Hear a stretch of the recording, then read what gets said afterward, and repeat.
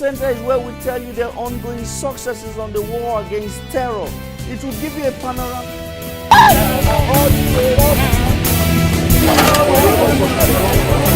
In the face of an ongoing insurgency in the Northeast.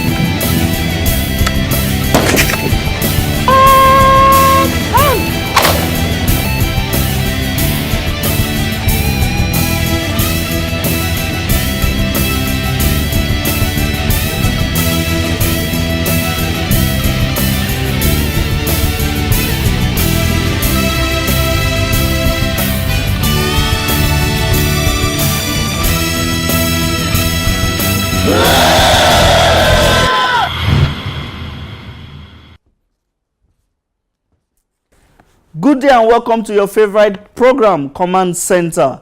From Sokoto to Calabar, from Dikwa to Ibadan. We'll keep you up to date on the ongoing fight against terrorism in the country. The new video released by Boko Haram has continued to elicit various reactions from Nigerians. Command Center today will be speaking to a security expert who will give us an expert view on what that video actually really means and the message it is sending to Nigerians. We'll also speak to the National Human Rights Commission.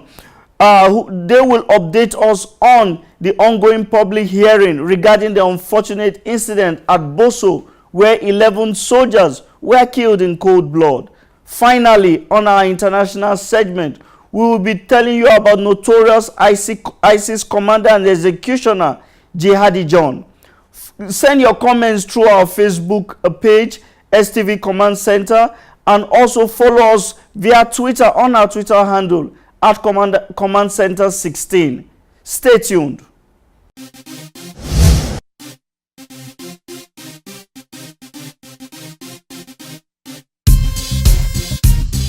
We are in the Green Chamber of the National Assembly. A wake-up call for Nigerians to know, Mr. Speaker, that for God to make a conscious effort. Say aye. Those against it say nay. The ayes have it.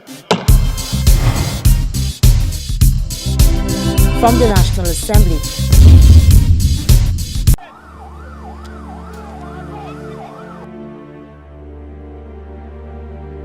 Terrorism is not jihad. It is cruel, wicked, and man's inhumanity to man. Both Islam and Christianity abhor the killings of the weak and defenseless. There can be no development without peace and security. See something, say something. Let's give peace a chance. Welcome back. Before we move over to our guest, we have our words on marble from international child rights activist Malala Yousafzai. She has this to say.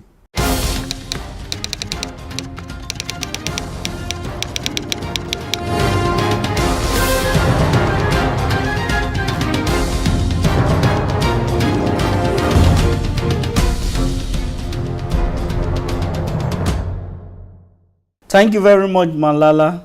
The words echo loud and clear. We must join the fight against terror. We have Kabiru Adamu, a security and counterterrorism expert, with us once again in the studio. Welcome, Kabiru. Thank you, Adani. Pleasure to be here. Now, the new video released by Boko Haram. Let's listen to it.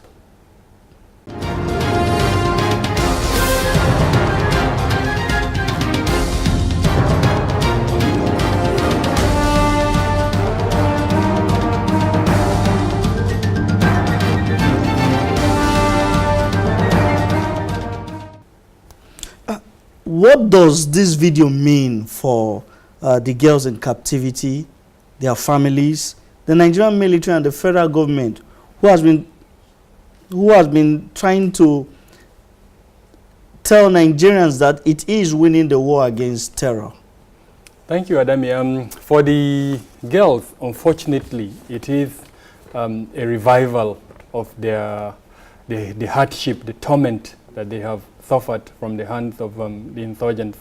If you look closely at the video, you could see them shedding tears and trying to wipe off the tears in a very discreet way, which would tell me that the nature of their captivity is one that does not allow them to even display emotions, especially when the girl was speaking in the local Chibok parlance. You could see more of the tears coming out, and from what I've heard from the translation, she was telling her parents that they've been tormented and that the parents should do everything within their powers to ensure that they are relieved. In other words, they should pressurize the Nigerian government. For the parents, I think what that video has given them and us is hope. Hope that these girls are still alive and that every effort should be made to rescue them. For the government, unfortunately, it puts the government in a very difficult circumstance. Firstly, it tells the government that there is a part of the forest, Sambisa forest, that the military has not reached, assuming that these girls are being held in Sambisa forest. There are theories out there that suggest that the girls are not being held in Sambisa forest. The insurgents, Jamaat al-Sunnah al-Dawati wal-Jihad, in this case it was the faction that belongs to Shekau. They hid the background of the video, and it was difficult to say whether it was in the forest or in another environment. So there is a lot of speculation as to where exactly that video was shot. So to that extent, it has put the Nigerian government in a difficult spotlight. We're winning the war, yet over 40, 50 girls are still in captivity. I believe more of them are still in captivity. This is just one faction showing us that they are in possession of 50 girls. The other factions may be in possession of other girls. So to that extent, I think it has put the Nigerian government in a situation where it tells us that more needs to be done to win the insurgency. Now, the video has elicited reactions from Nigerians, and the military has sent out a strong statement saying the video does not change the current status of the campaign against Boko Haram. It is clear the Nigerian military is winning the war. What is your take on this? I agree. I see the Jamaat al-Sunnah, the faction by Shekau, as being pressurized. He is isolated. Remember, he's been rejected by ISIS. Remember that ISIS has named Barnawi as the new leader of Islamic State in West Africa. So, and then a lot of analysts, people don't talk about this, but another faction came out with a video a couple of days ago, the faction led by Mamman Nur. And in that video, they were questioning the fact that why are we losing the war? You could hear them questioning that fact. Is it because Shekau is killing people indiscriminately? And even among us here, I'm quoting them, some of our commanders, he wants to kill, but we're still alive by God's grace. So we're not with him. What he is doing is not representing our ideology.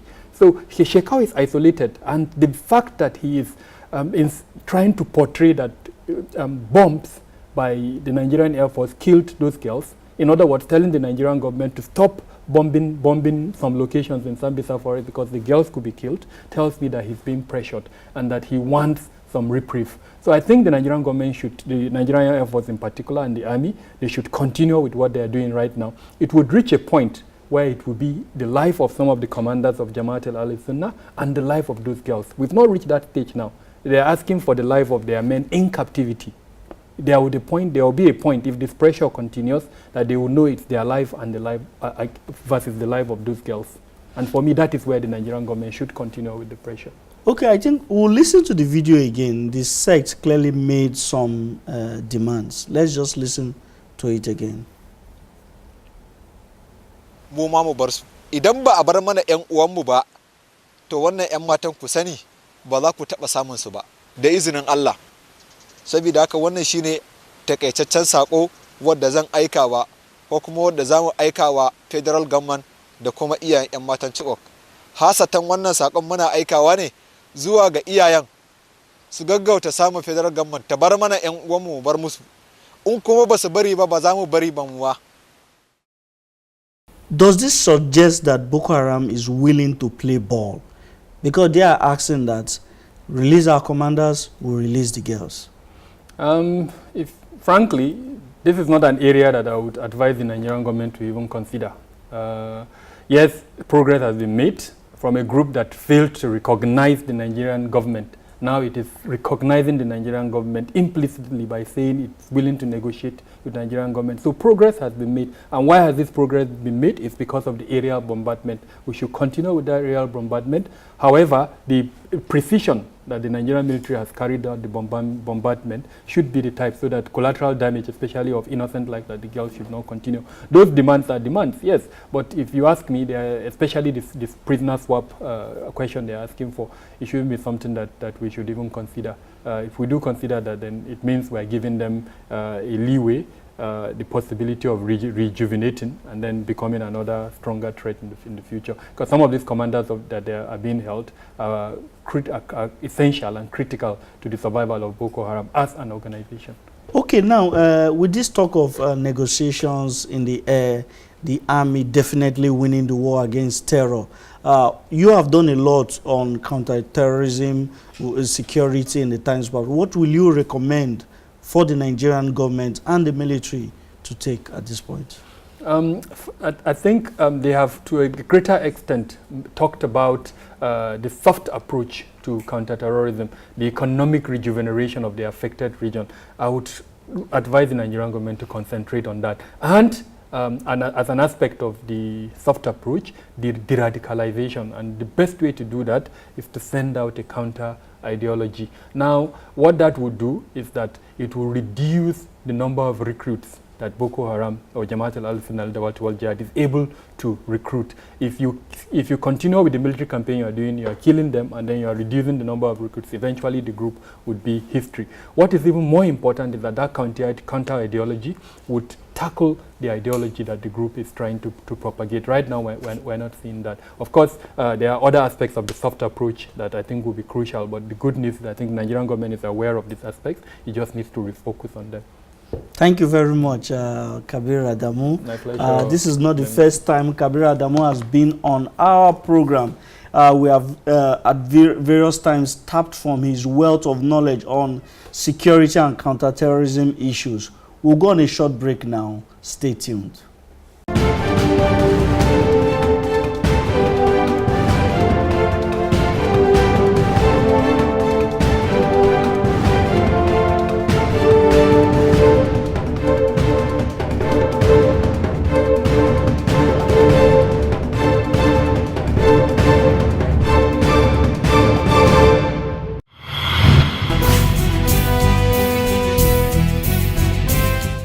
Center is where we tell you the ongoing successes on the war against terror. It will give you a panorama.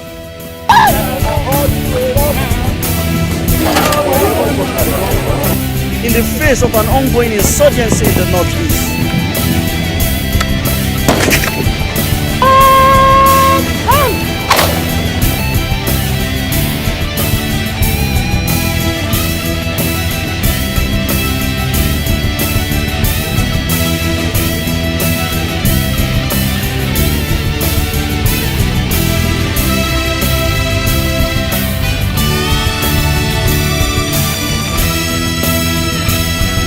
Ah!